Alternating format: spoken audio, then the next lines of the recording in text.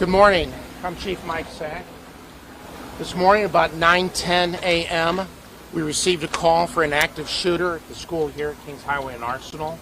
Officers arrived within a couple minutes of the call going out. They immediately made entry into the school. As kids were fleeing out of the building, they talked to some of the kids who told them that there was a shooter armed with a long gun. The officers began to clear the building looking for the shooter. Upon hearing gunfire, they ran to that gunfire, located the shooter, and engaged that shooter in exchange of gunfire.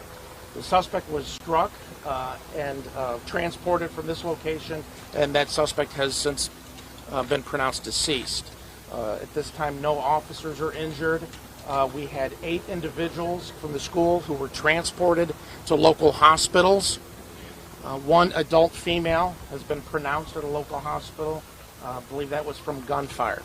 We have one teenage female remaining here at the scene. She's also been pronounced as a result of a wound she received from gunfire. The others who were injured suffered a variety of injuries, from shrapnel injuries to gunshots. They're currently being treated. As their condition changes, we hope for the better. We'll provide that information to you as the day goes on.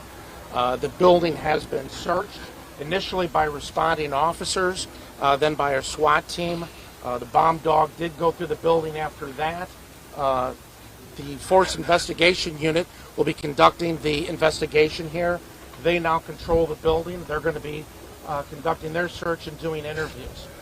All the kids, when they were left the school, were directed to 2 particular locations. They've since been transported to Gateway School.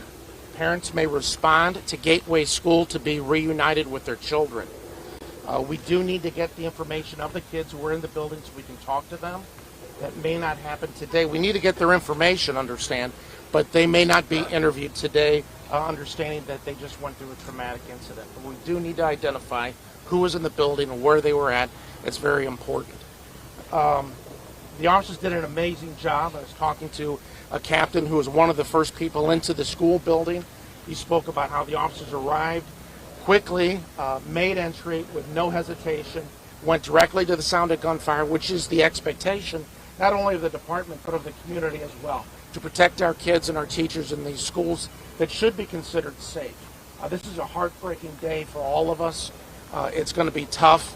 While on paper we might have 9 victims, 8 who were transported and 1 remained, we have hundreds of others.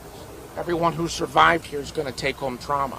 Even the officers who responded here, and the firefighters and the paramedics who worked on people here are going to experience some degree of trauma.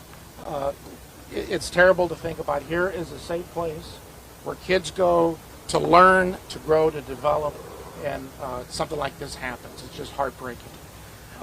But that we're aware of, there's no additional threats. So the community is safe here. Officers are patrolling the area. We have located what we believe to be as a suspect's vehicle. We'll be going through that soon after the bomb dog and the bomb squad checks it out. But again, we believe that we have the 1 suspect recovered and that no one else is at immediate risk at this time. And officers are currently working and processing the scene and going to work to prepare their report for this incident. Chief, what can you tell us about the suspect? His age, his connection to the school? Sure. The suspect appears to be about 20 years of age. We haven't positively identified him yet, and that will then lead to any relationship to a person or the school itself. Can we hold the questions until the end? We have a few other people that need to speak. We'll take questions at the end. Dr. Isom.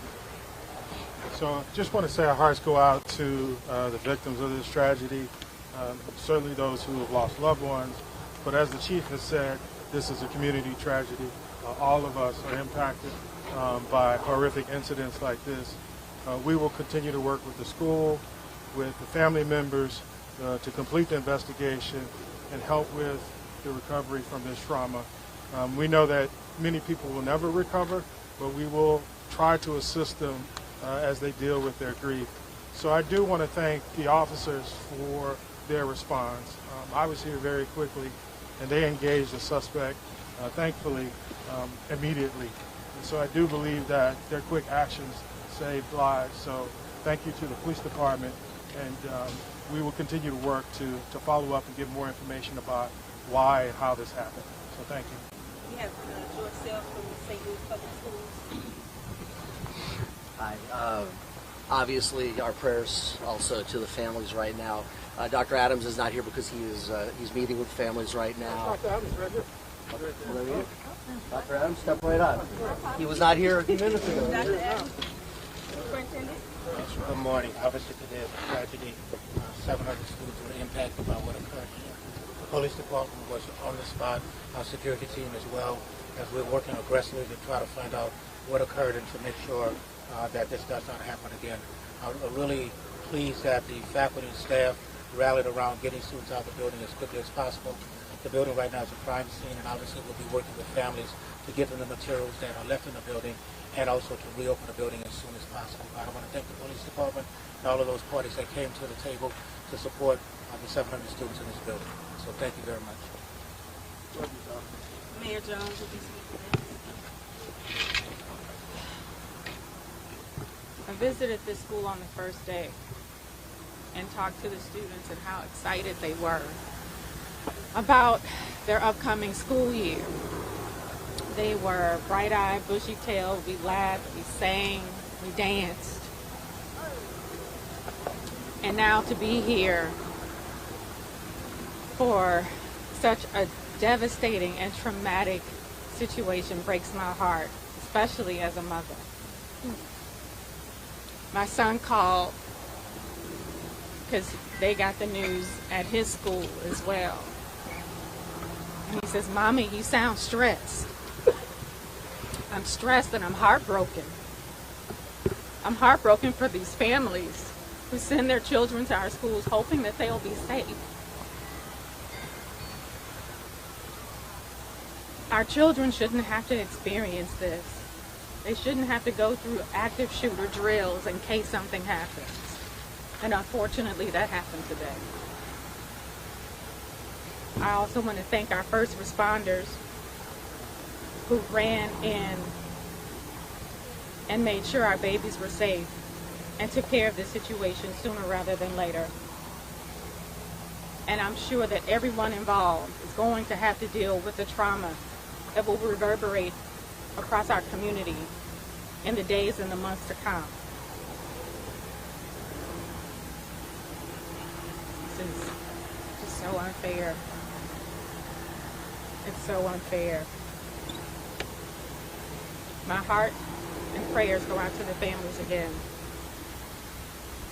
And I want to thank the school district, again, and our first responders for running towards danger to save our children, to save our staff and students. Thank you.